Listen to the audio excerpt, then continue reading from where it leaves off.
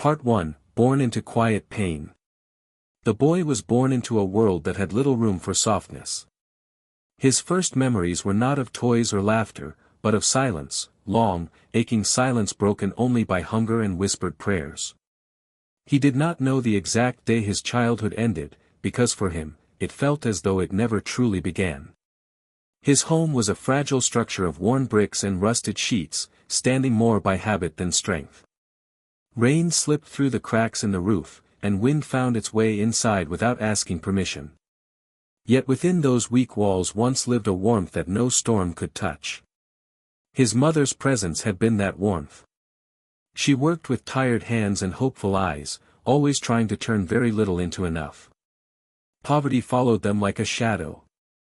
Meals were simple, sometimes painfully small, but his mother never let him feel ashamed.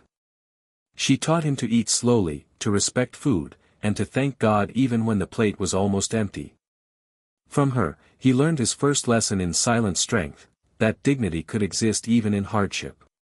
When illness came, it came quietly, as poverty often does. There were no hospitals, no medicines that could be afforded without sacrifice. The boy watched helplessly as his mother grew weaker, her smile thinning like a candle nearing its end. She never complained. Instead, she held his hands and told him stories of patience, of kindness, of a life where goodness always returned, even if late. Her death did not arrive with drama. It came like nightfall, slow, unavoidable, and devastating. The boy stood beside her, too young to understand loss yet old enough to feel its weight crush his chest. When she was gone, the world felt unbearably loud in its emptiness. After that day, the boy learned what true loneliness meant. Relatives turned away, neighbors looked on with sympathy that faded quickly. Sympathy, he learned, did not fill empty stomachs. So he stopped expecting it.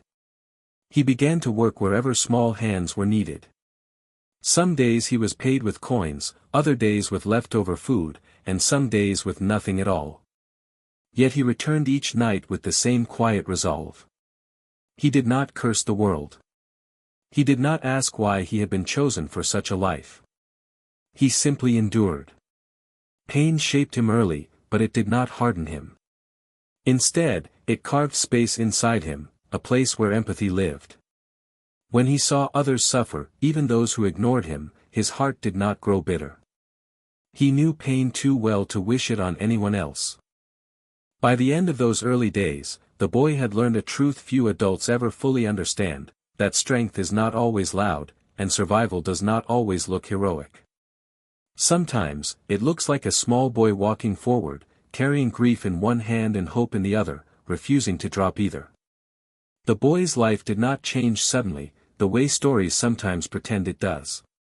There was no instant rescue, no dramatic turn of fortune that swept away the dust of his hardships in a single moment. Instead, his days continued to unfold slowly, like pages turned by tired fingers, each one carrying its own burden, each one demanding patience. Every morning before the sun fully rose, he woke to the familiar ache in his bones. It was not just physical hunger, though that was always present, it was the ache of responsibility that felt far too heavy for such young shoulders. He washed his face with cold water from a cracked plastic bowl, watching his reflection tremble on the surface. The boy rarely spoke to that reflection. He already knew its story. He stepped into the streets while the world was still half asleep. The air carried a sharp chill, and the silence was broken only by the distant call of birds and the occasional rumble of an early bus. With a small sack slung over his shoulder, he walked toward the market, where discarded vegetables, torn cardboard, and odd jobs waited like silent challenges.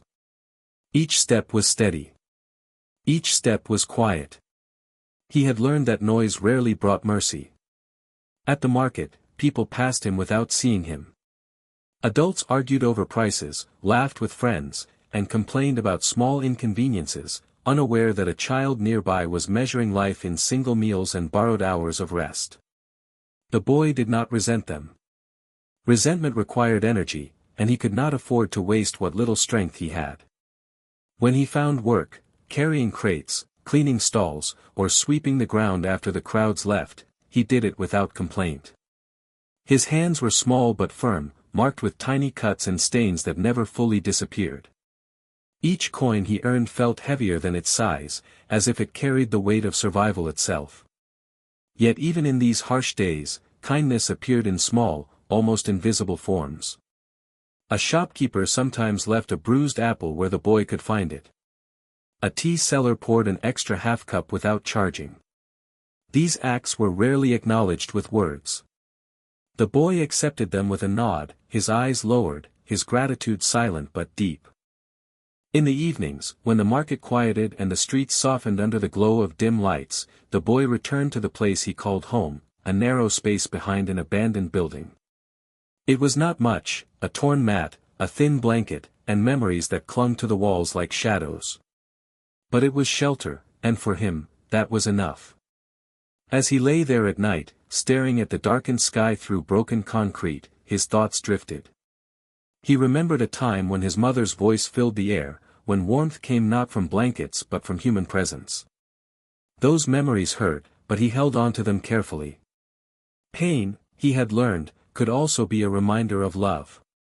The boy never cried loudly. His tears, when they came, slipped quietly into the fabric beneath him, unseen and unacknowledged.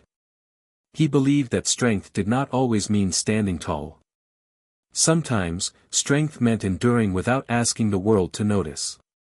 And so, day after day, he continued, walking, working, waiting.